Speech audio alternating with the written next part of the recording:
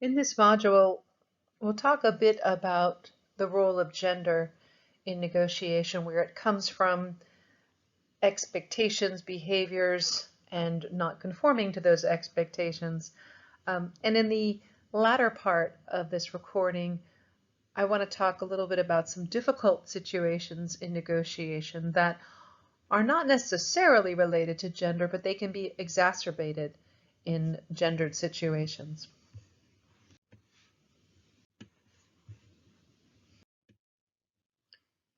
Why do we care? Well, as you probably are aware, what we see in the workforce is fairly 50-50 in terms of male and female representation, or I should say men and women. And when we talk about masculine and feminine, recognize that those words describe traits. They don't necessarily correlate one-to-one with sex, which is, and there's some debate about this, the genital somebody is born with. So a woman can act in masculine ways, a man can act in feminine ways, either can act in androgynous ways, but we tend to ascribe masculinity to men or males and femininity to women or females. And we're going to say more about that, but the bottom line is having some awareness of these traits, not so much from a stereotyping perspective, but from a managing expectations, that can be really helpful in negotiations.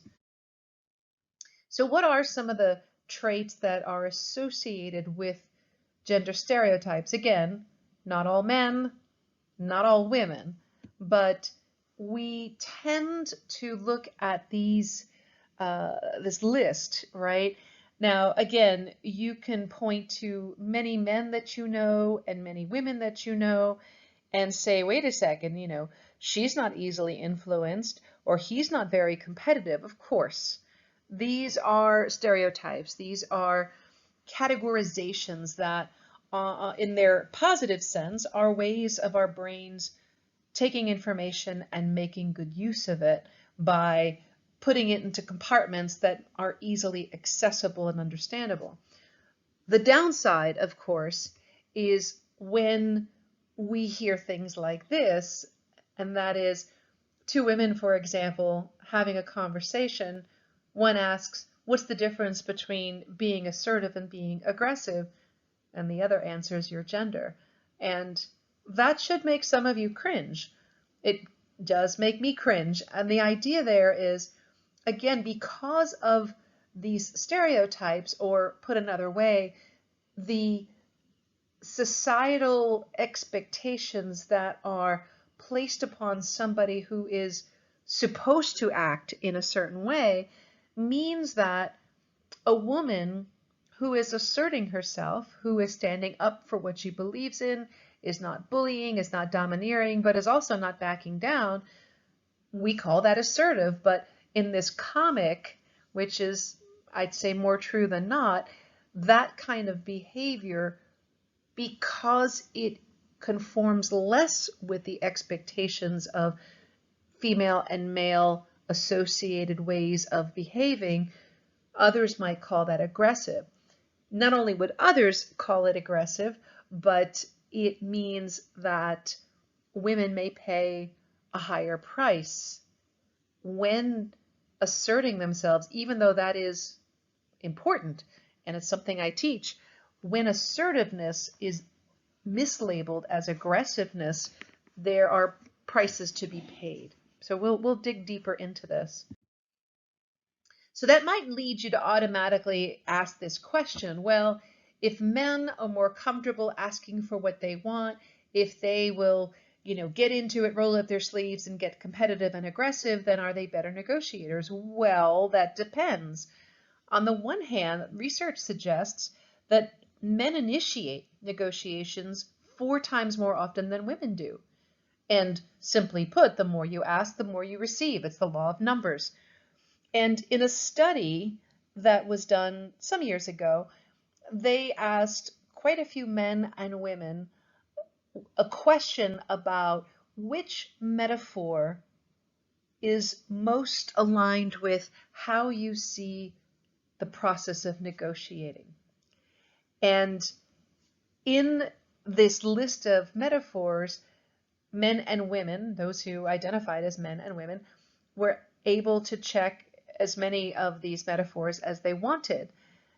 And for the men, the top two were wrestling match or ball game. And this should not come as a surprise, right? It's consistent with the idea of being competitive.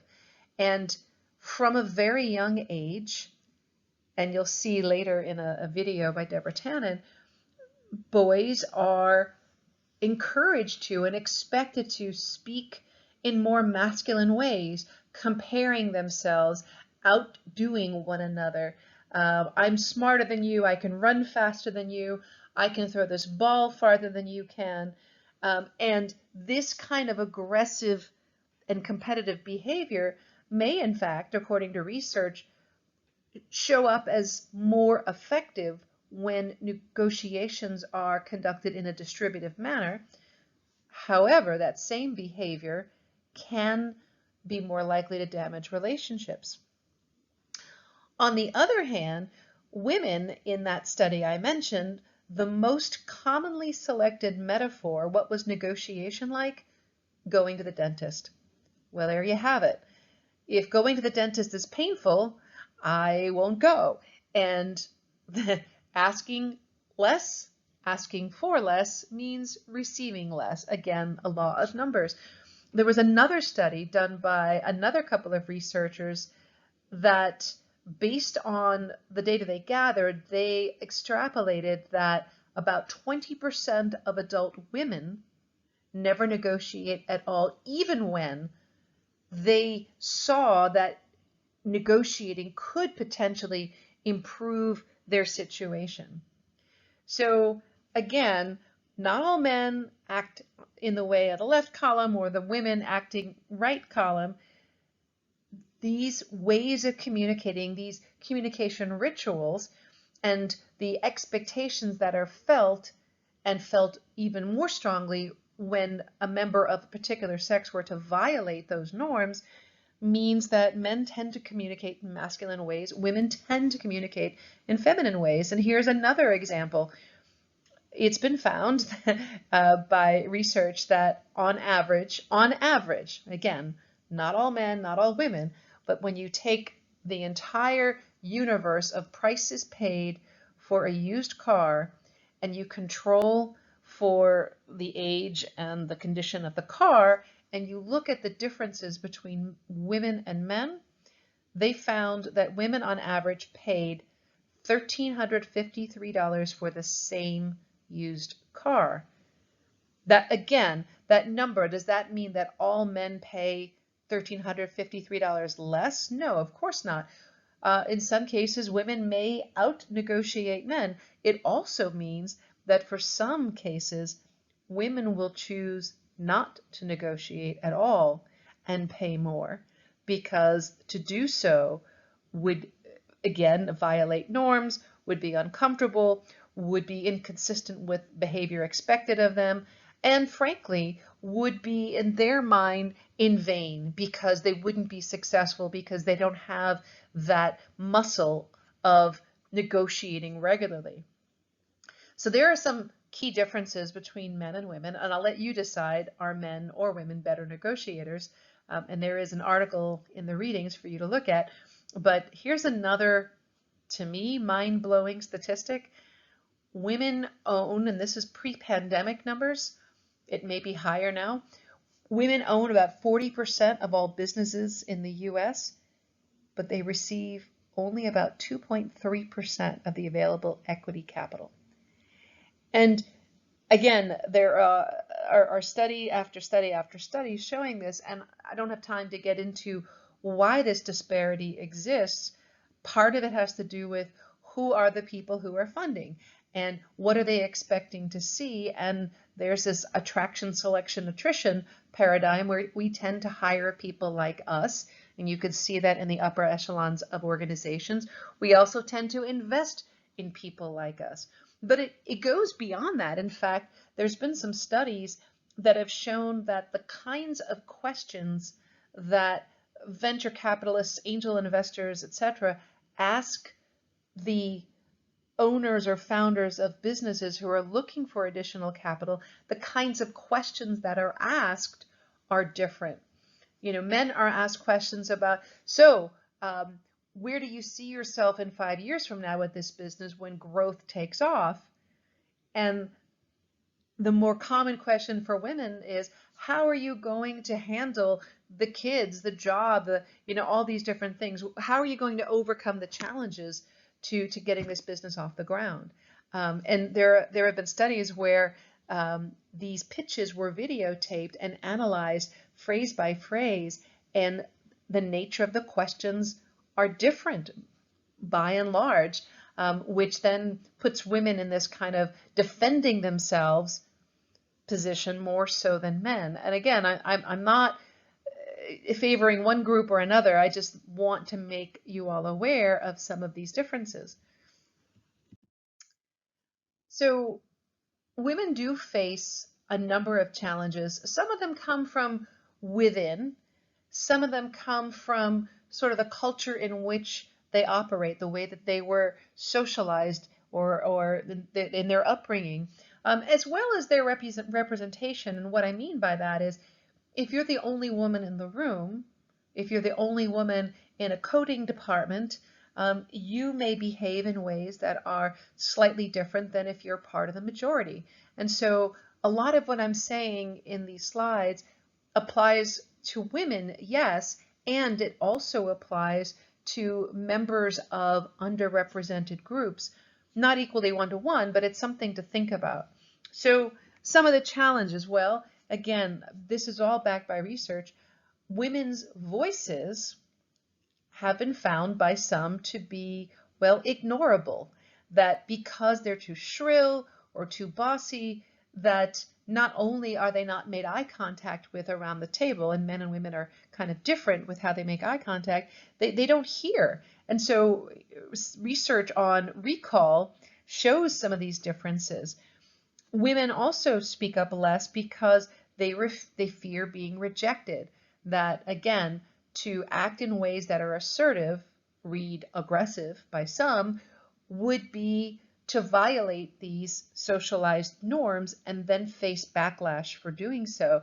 There was one study recently that showed that women who negotiate their starting salaries as opposed to accept an offer as given are more respected than women who don't negotiate their starting salaries, but less liked. So you could be respected but not liked. So this rejection fear is real. It's all too real. And so you can imagine just censoring yourself if you feel like speaking up is going to result in people not liking you or people not wanting you on their team. There's also some research that suggests that, again, partly because of their socialization and also just the nature of some particular women, they may be too humble. They underestimate or are unaware of their value. And when someone says, okay, we'll pay you $90,000 for this position, or okay, as opposed to, well, actually, I've done the research, I've looked at comps in this field, in this part of the country for this kind of work with this kind of level of expertise and education. But, that's just not a very typical approach to women, especially those who have not been trained by courses like this. I've kind of talked about this breaking norms, and bragging, in fact, braggadocio is just not considered ladylike. And you might think of your own history with people who just self-promoted, especially women, too much, and how you felt about them. So, again, these are challenges that women face. And finally, this idea that if I were to speak up, not only might it not be worth the effort because no one's going to listen, or nothing will change, I'm just one person, I see so many other women not speaking up, But there are those who think that speaking up is unnecessary. Why call attention to myself? Again, a more ladylike behavior. My abilities speak for themselves. I don't need to brag. I just take a look at my CV. A very recent study was reported in HBR.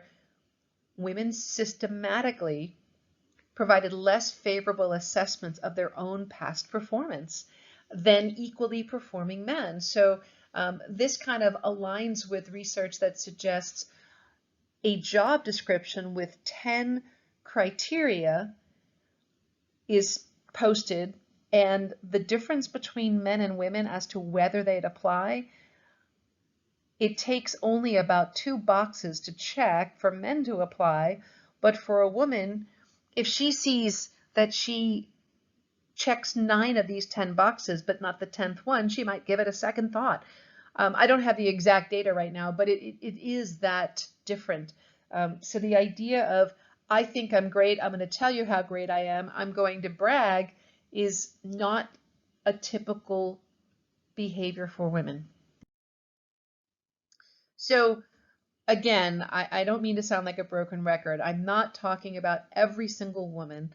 I'm talking about many women. If you compare women in New York City from women in Des Moines, Iowa, or women in Mobile, Alabama, again, there are striking differences when you add in culture and background and even age. I'm finding some significant differences in my own research of women up to 15 years of experience versus women over 15 years of experience.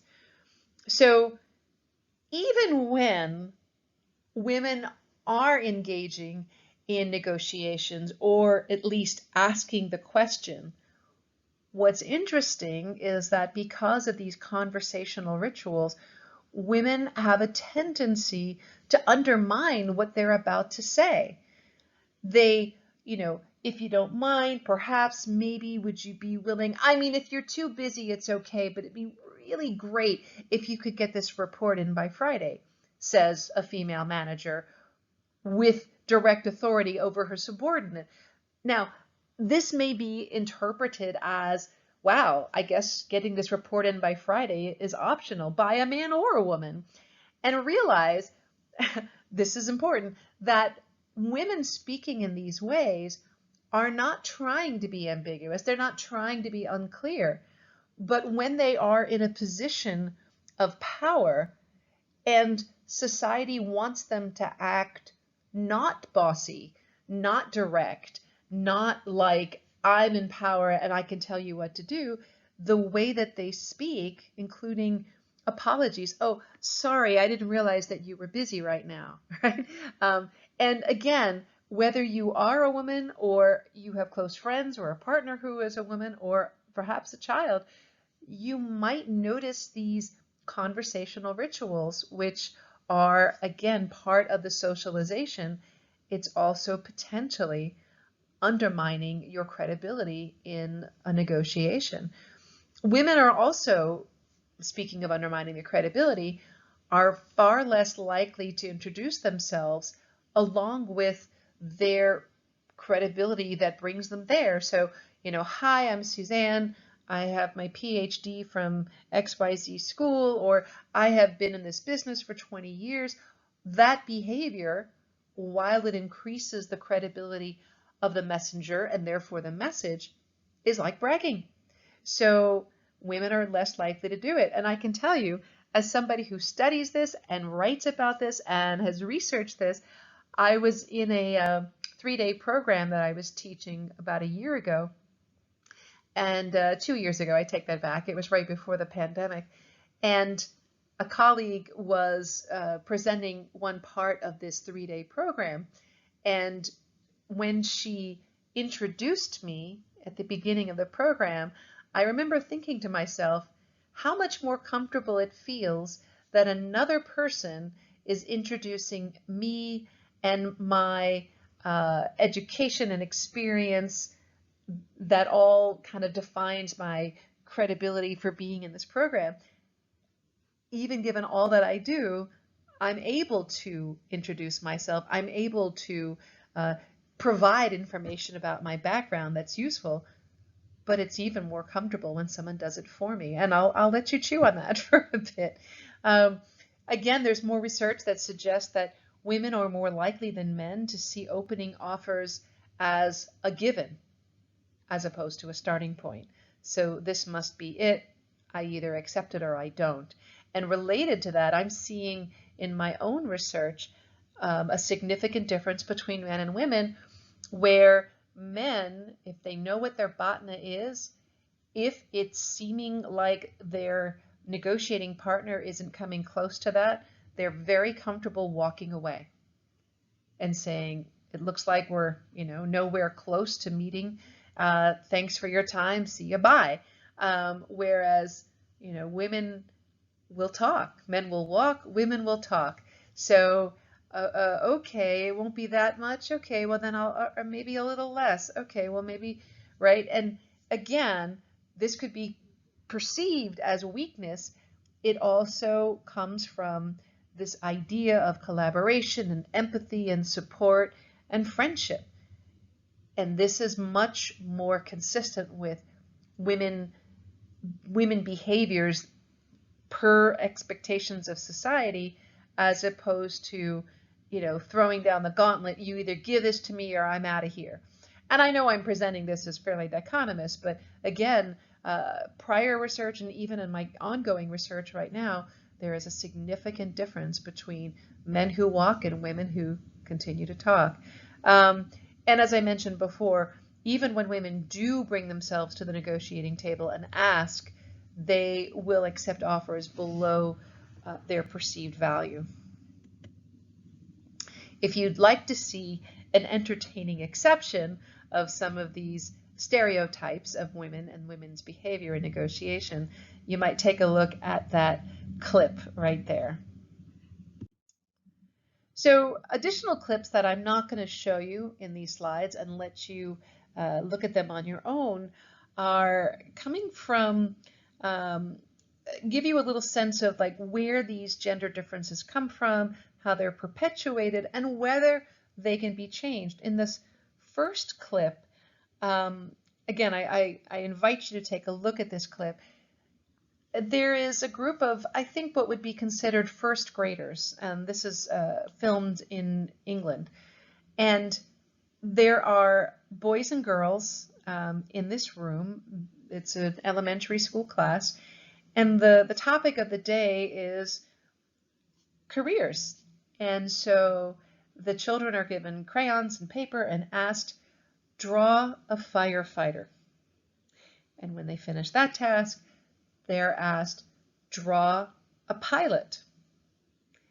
And then finally, they're asked to draw a surgeon, which in this country, we use the term doctor. And take a look at what happens in this video.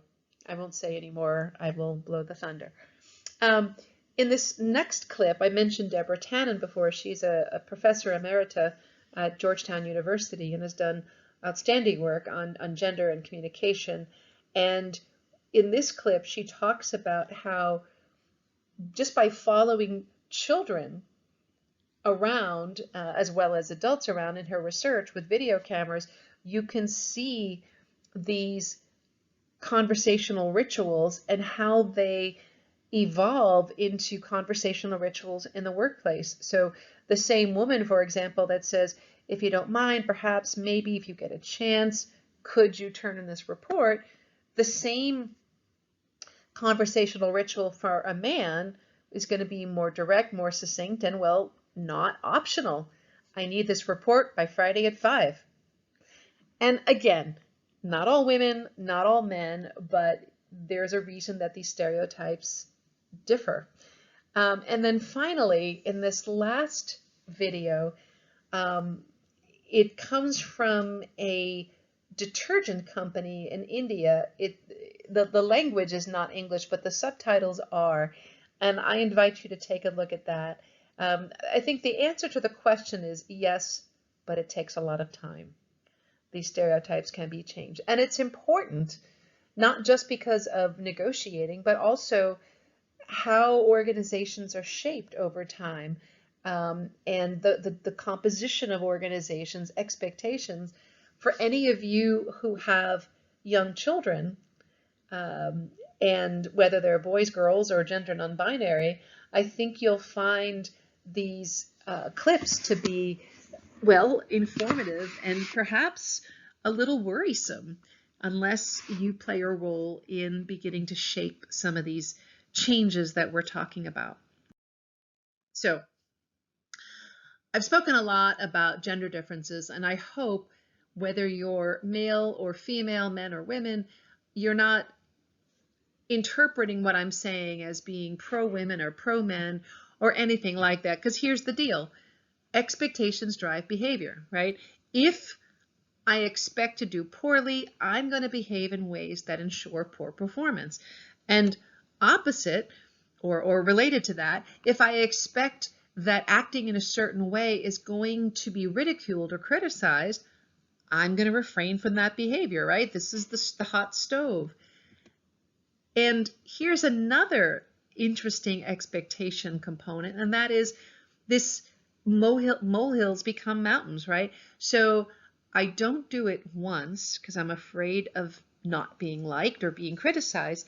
So I don't do it again and again and again. And by the time I'm 40 something, I look at the idea of standing up for myself or demanding a fair wage or presenting my research in a way that should make it very clear what I or my company is worth. But at this point, over time, and with the repetition of I can't do this, I can't do this, I can't do this, this little molehill has become a mountain. And now I'm even more loath to take on this challenge. And so this is what I'm challenging all of you, men and women, to think about. Any behavior that would give you a leg up in the organization, would facilitate your leadership, your negotiation, the way you interact on teams, but that scares you, the more you stay away from it, the more power you give it over you. And so to take that brave first step, to go outside your comfort zone, to try something new, even though it's not the comfortable path, and see what happens.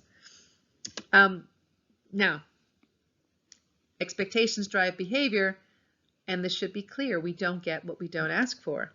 And unfortunately, women, more so than men, are socialized not to ask. But it does matter how you ask, and I'll talk more about that in a bit.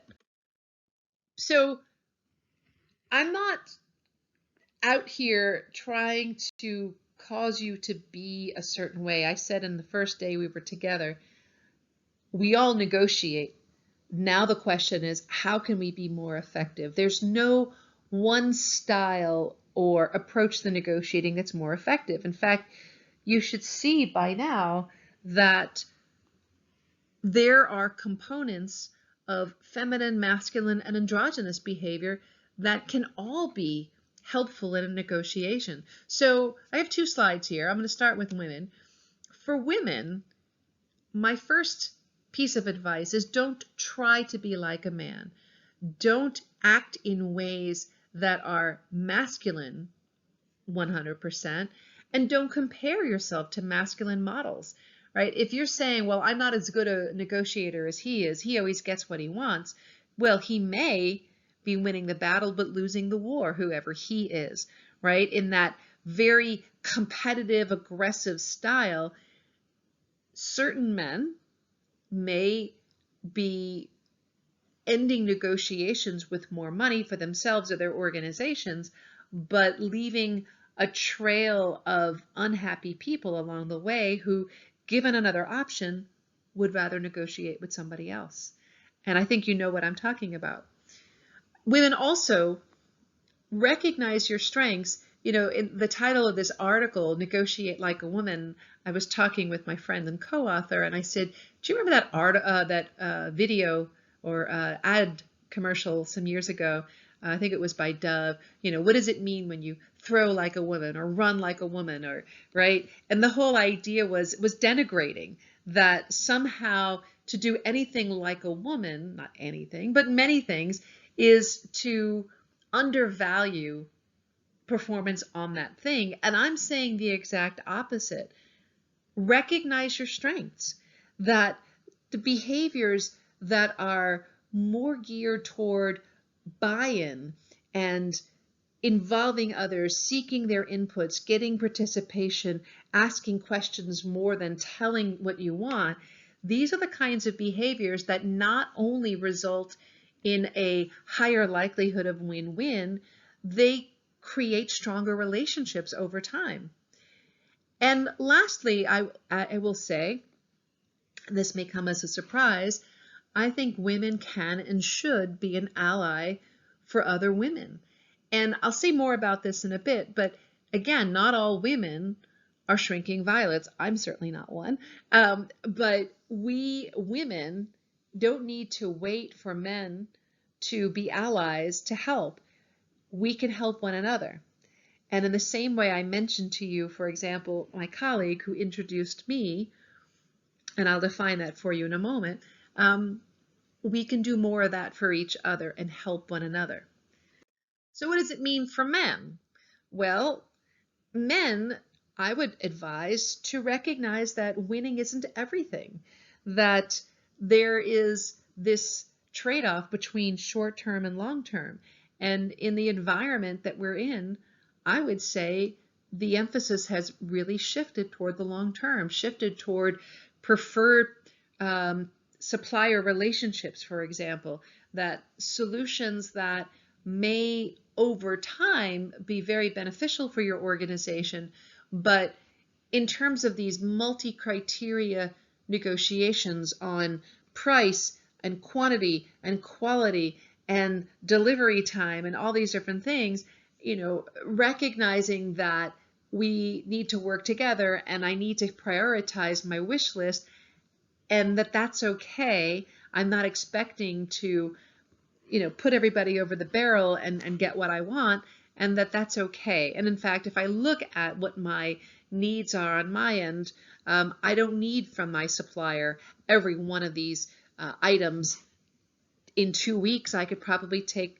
several, 10% of them now and 20% of them in 3 weeks, et cetera, et cetera. So, asking for others' inputs, recognizing the value of buy-in. Again, I'm not saying that men are always competitive and not integrative, but men tend to lean toward more distributive styles of negotiating.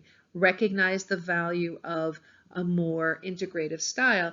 And maybe you might want to start, if that's not typical for you, in your non-work relationships. How can you implement more feminine and androgynous behaviors in your non-work negotiations and see how that works for you?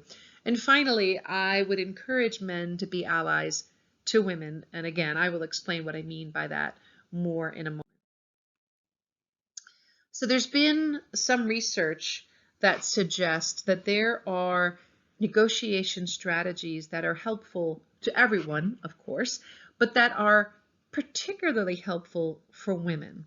And again, when I say women, I also gently include others who may be members of underrepresented groups in general or in their organization. So of course it helps anyone, as you're starting to notice, to prepare fully your data, but as well looking at other options, that if it's just give me this or I walk, that is going to be much more distributive and less likely to lead to win-win outcomes than having one or more options or alternatives that you're ready to present that would meet your interests. Now, when I say prepare, it's not just about salary, but looking more broadly, perhaps. And again, this is where BOTNA comes in. It's important too to recognize that within your preparation, it's okay to lean into your accomplishments, take credit for what you've done. This adds a lot to your credibility. It doesn't mean you're bragging if you're talking about last year, my team was able to uncover $400,000 worth of lost accounts by doing X, Y, and Z, right? So, in the preparation that you make, not just about the numbers, but about preparing yourself, trust in your accomplishments, lean into those, and have your own trusted advisors, your personal board of directors, help you and coach you and kind of be a sounding board for you when you need it. Another set of recommendations involves the idea of thinking about a positive memory or a positive thought prior to going into a negotiation. There is some research that suggests that invoking positive emotion increases creativity. Well, women tend to excel more so in integrative negotiations where creativity is a big part. Leaning in more will make you only more successful, and again, consistent with those expectations for female behavior. Another completely different set of strategies that have shown to be particularly helpful for women is packaging. So instead of saying, I want this salary or I want this administrative assistant, providing a package is kind of a corollary to having those botnas. So these are the set of resources I need to be effective to lead my team, right? So rather than make it about one or nothing, and there's that inbred conflict, by looking at a combination of items, even larger time blocks. So for example, what I mean by that is instead of saying, I can't meet Wednesday, but I can meet Friday, here is the next quarter's worth of availability. Here's where I have days off and days on, etc. And that's how doctors set up their holidays, by the way. And then finally, and this may be familiar from a kind of an anecdotal way for you, and that is when women negotiate on behalf of others, and whether those others are real or kind of implied, women can not only fight harder, more comfortably, but they experience less backlash, right? So I'm not asking for more money. I'm asking for support so our organization can perform given these increased goals that you have set for us. Here's what our department can do for you and the problems that we can solve if I have the resources for the department that I need. So speaking on behalf of my department, my company, and my community, it's, along those lines by talking about, listen, if I'm able to work from home or I'm able to relocate to this part of the country, I'll be able to provide greater service, a higher level of reliability, et cetera, for these reasons. If I'm able to live closer to the grandparents, I'll be less stressed, I'll be more available, et cetera, and so again, these are strategies that help everyone, but they help women in particular because of the socialized expectations. Now, for some of you, you might be thinking, wow, we've been talking about women. Why are we only talking about women? Well, women are half the workforce, and if we only focus on strategies that help half the workforce, or look at negotiation as kind of a man's game, then we are ignoring half the workforce. So let me put that in sort of concrete terms. She, and I'm speaking of the proverbial she didn't push back on the recruiter who made the offer, so she accepted the position at 15% less than her colleagues, most of whom were male. Today, no problem.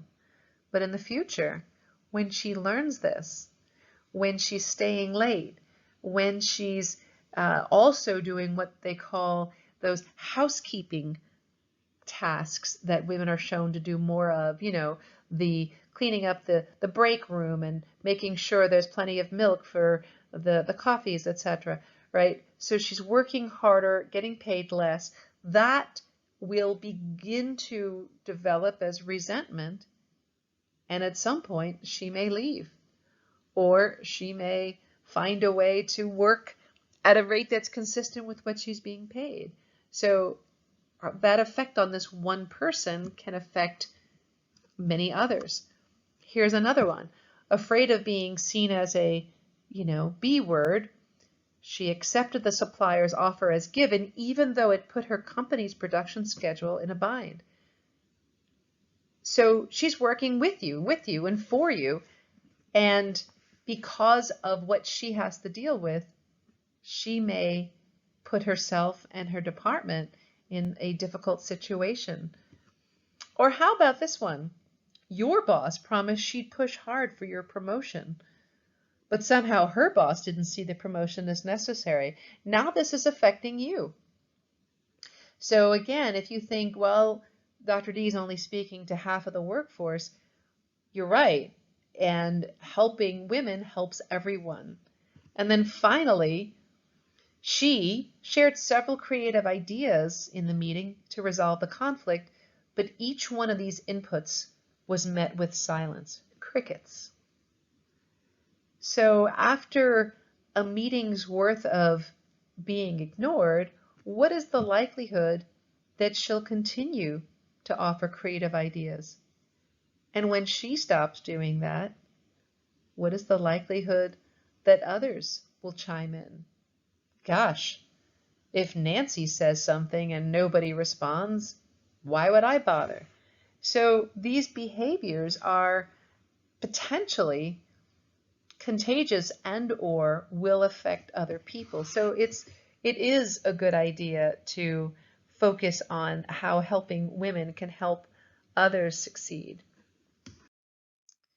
So I'm going to talk very briefly about several sets of strategies that can help women, and I call it amping. You amp up women, but AMP actually stands for amplifying, mobilizing, and platforming. And this is something that allies can do for women. And by ally, I don't necessarily mean men. I mean men and other women. Amplifying is, as you know, adding volume, right? But it's also adding volume at a very strategic moment. So when she makes a suggestion and dead space follows, an ally could say, well, as Jill said, and repeat the phrase that Jill said, or perhaps, nice way to build on Gina's idea to blah, blah, blah, right? So when Bob seems to take Gina's idea and run with it when Gina spoke and got nothing but crickets, this is a way for somebody to amplify Gina's voice and Gina's ideas to get recognized. Another way to amplify is to have a meeting before the meeting to strategize with others to look out for each other. So instead of waiting and hoping that somebody might amplify your voice, make a strategic partnership with another woman and look out for each other. So if it happens to her, you'll stick up for her. If it happens to you, she'll stick up for you. Why do I say that? Because women are afraid of seeming aggressive, right? But if I am looking out for you and I am speaking on your behalf, neither one of us pays a negative price. So M stands for mobilizing. It's getting somebody in the game is the way I like to think about it. And one simple way to mobilize another woman, whether in a meeting or a negotiation, is to provide a softball, an easy question. Or, hey, Jan, didn't you run that project in 2020? What did you do to overcome that challenge? Right? So you kind of put it out there, even though you know the answer. If you know that women are less likely to bring up ideas, especially those that are potentially considered as bragging, do it for them, kind of set them up to spike. Another way of mobilizing is using facilitation or process skills. So when somebody is being quiet or they tend to be more on the shy side, and again, not just women, but there are men and others of different cultures that tend to be more quiet, very specifically look at that person and say, what do you think of this plan, Gina? What is your take, Sandra? Marianne, what are your thoughts? Right? So when you specifically call out someone's name and look at them and perhaps even use a hand gesture, this helps bring out more quiet people. Again, I'm offering this plan ahead and look out for one another. And another way of mobilizing is to make introductions to somebody on behalf of another person in your network. Maybe they're looking for another opportunity. Maybe it's not to leave the company, but it's to start their own small business or to be involved in a board or a non-profit organization. So mobilizing is just getting others in the game, mobilizing. And finally, the P from AMP is to platform. And well, I was looking for something cute, right? AMP. But I thought about it this way. When somebody stands on a platform, on a stage or behind a podium, there's this instant credibility that accrues with you being the center of attention and visually on a higher plane than others. So I kind of coined this term of platforming for giving someone greater visibility or credibility by providing this stage or platform. And to do that, I mentioned this before, don't wait for her to introduce herself. Introduce her and mention the experience or expertise or achievements that are relevant to the meeting or negotiation that's about to occur. Validate her idea by, were the introduction not to come first, you might say, wow, Nancy, that's a great idea, and that seems very consistent with a project that you ran in your previous company. Am I right? And then Nancy has that opportunity to kind of say more about that. Okay, so now I just want to talk for a few minutes about some difficult behaviors that exist in negotiations that are not necessarily consistent with gender, but they may be exaggerated in situations where there is mixed gender. So the first set of behaviors is bullying, or playing hardball. And I think you know what that is. I'll show you a slide in just a moment. Another set involves stonewalling, or really, kind of being a block to the process proceeding. And finally, I want to talk briefly about defensiveness. So let's start with bullying. These kinds of behaviors, and I'm sure you'll read through them, you may have been on the receiving end of them. You may have also been guilty of doing them. I know I have at least once in my career. Can I speak to the manager, please? Right? Because if we're not getting our way, we want to talk with somebody who will give us our way.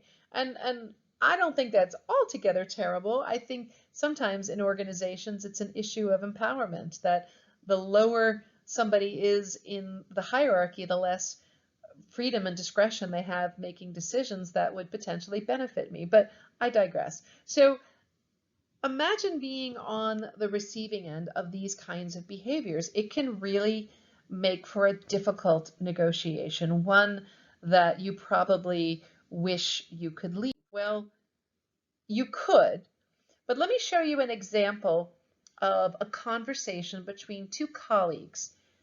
They are peers, just to make sure that that's clear.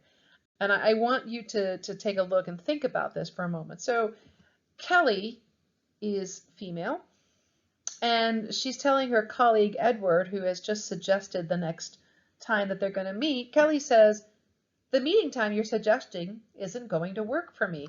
Edward responds, "We have to have it then." Kelly says, "Why?" And by the way, why, while it sounds like a pretty reasonable question to ask, it could promote defensiveness, and you'll see this. Listen, Kelly, says Edward, everyone knows you have a lot of outside demands with your family, so if you miss the meeting, don't worry, it won't be a problem. Well, that's fairly condescending and belittling. And it also, potentially, if she were to acquiesce, this is getting her out of a meeting, reducing her visibility, reducing her input. So this gesture of, oh, don't worry, we won't, it won't be a problem on the part of Edward is actually, I think, passive aggressive. So Kelly tries to assert herself. My family has nothing to do with this, but frankly, she's getting dragged in to this scene, and it's not working for her. Edward goes a step further and more ridiculous. You look stressed and tired. Kelly, my fatigue level is irrelevant. And now this is almost dressed up as, calling a woman too emotional, right? Ugh, I think it'd be better if we talked about this after you're rested up. I don't know about you, but this makes me want to scream, right? So she got sucked into this one down position, right? Edward is a peer, and yet in this discussion, in this short dialogue, Edward has succeeded in putting himself in a one-up position to Kelly. And were there to be any further talk or negotiation, Kelly's in a far less powerful position than Edward. And so this kind of belittling and dismissiveness and, oh, you're too emotional, let's wait till you're rested, is not a position anyone wants to be in. And unfortunately, women find themselves in this position more often than men. Here's take two. What if Kelly were not to yield control? And how would that look?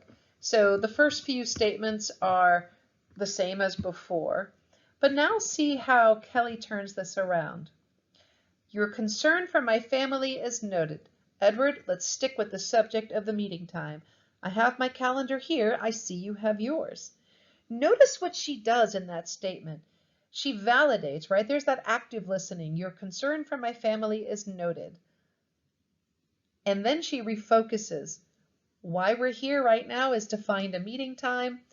Let's stick with the subject. Let's pull out our calendars. So assertive, not aggressive, and also validating. And, whoops. So this, you could see, makes a very big difference in that negotiation. Okay, sorry about my slides going ahead. The second category is stonewalling.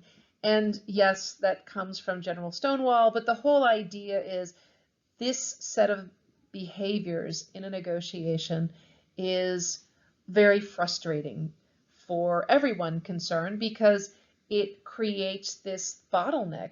It starts with dismissing your concerns, refusing to answer any questions either in person or else, or just sitting there and seemingly actively listening, but actually not, just letting you, quote, blow off steam while you just sort of go, whatever, which is maddening. It's not what some might look at as, oh, well, they're not talking, so they must be listening. No, not at all.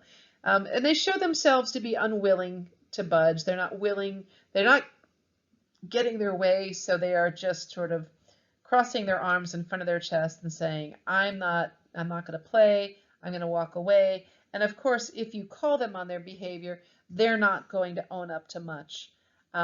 This is, of course, what it may include. And how would you deal with that? Well, one idea, and I've mentioned this in an earlier set of slides, is to call out that behavior.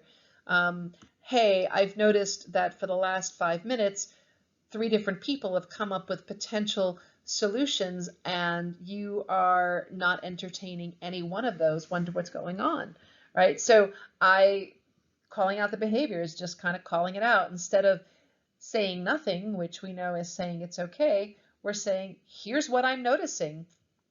this isn't cool. It's causing a problem. See what happens. Another way of addressing that kind of behavior is to not get sucked in like Kelly did, but pause the negotiation and suggest that you restart at another time, and perhaps at another time under specific conditions. Like, hey, I think that we've been at this for a while and I can't really say that we've made a lot of progress in the last hour. Why don't we pause this negotiation? Let's come back tomorrow at 10, but let's each of us come back with 3 specific ways to overcome the challenge that Jenny mentioned. So this way, we're calling out the stonewalling, but not putting a person on the spot and potentially causing them to be defensive. Another way of dealing with this kind of behavior is to, try what you can, but if it doesn't seem that anything is changing, gently suggest, hey, maybe we might try to meet again, but this time let's get somebody from HR to mediate this situation. It seems like we're not able, just the 2 of us, to get through it. Now, somebody who is actively stonewalling is not going to like this suggestion. That's fine, we can do it. Well, clearly we can't. And I, for one, would rather have somebody who is neutral help us to kind of look at both sides. And so it's a threat, but it's a credible threat, and it happens in organizations and conflicts all the time. And finally, this is a very interesting approach or strategy that you may or may not have heard of. It's called the final offer arbitration, and it's actually been used, I think, most recently in the big baseball dispute that was finally resolved. So in this particular strategy, there's something unique to it that I need to explain. So in general, arbitration is similar to going to court and having a judge decide. An arbitrator who acts as a judge and who provides a binding agreement, almost always, usually sits one-on-one with the 2 parties, listens to all sides and all issues, and comes back and says, okay, here is how we're going to solve this, and you've all agreed to accept my word as the final word. And what that word is, typically, is some kind of compromise between the parties' positions or interests. What's different about this final offer arbitration is this.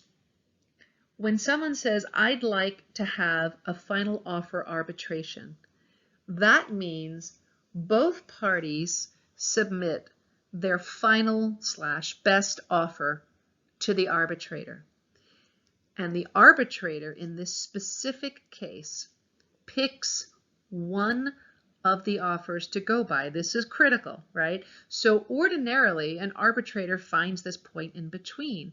But if a party believes that the other party is being outlandish, ridiculous, is kind of shooting to the moon in hopes that they'll come down to something half of that, which is already a ridiculous figure. So when you threaten a final offer arbitration, what usually happens is the same party who is being ridiculous or exaggerating their offers realizes that the arbitrator will pick one intact offer between the 2, not a midpoint, and that usually motivates the party to negotiate in good faith.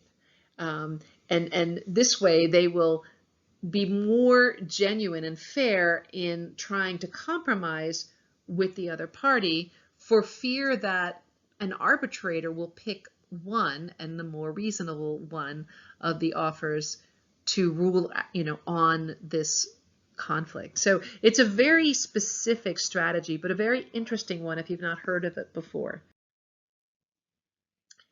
The last 3 slides I have, oops, I'm sorry, I'm at it almost an hour.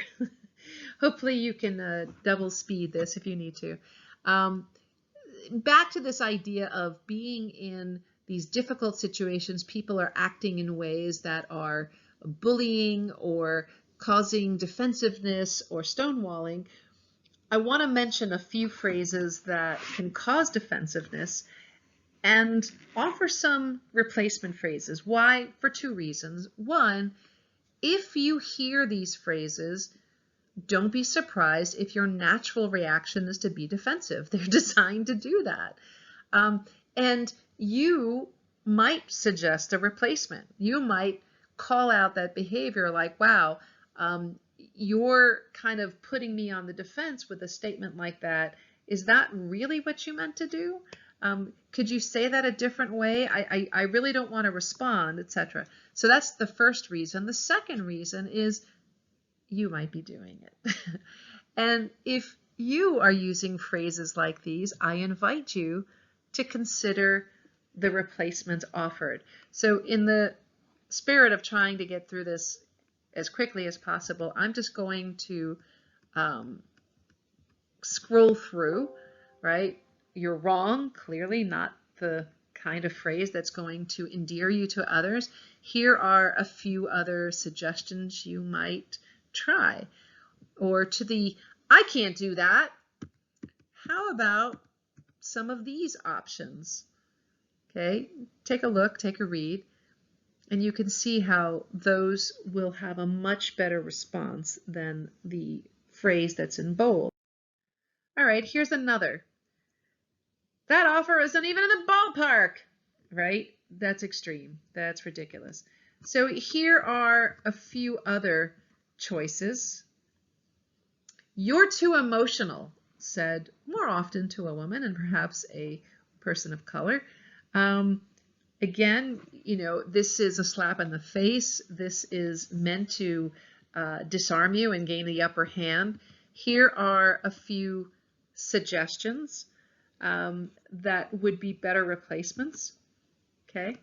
And then finally, that's not negotiable. Now, to be fair, sometimes some aspects will not be negotiable. If somebody's asking you to break the law or to accept an offer that is outside of the government specifications with which you're working, etc., there is a way to inform the other party that, but the problem with that phrase is it doesn't really offer another option.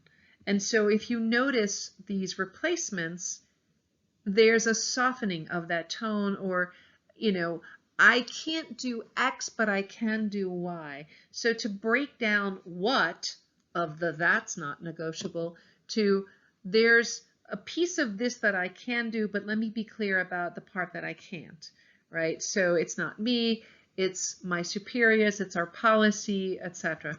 And then kind of related, we don't do that.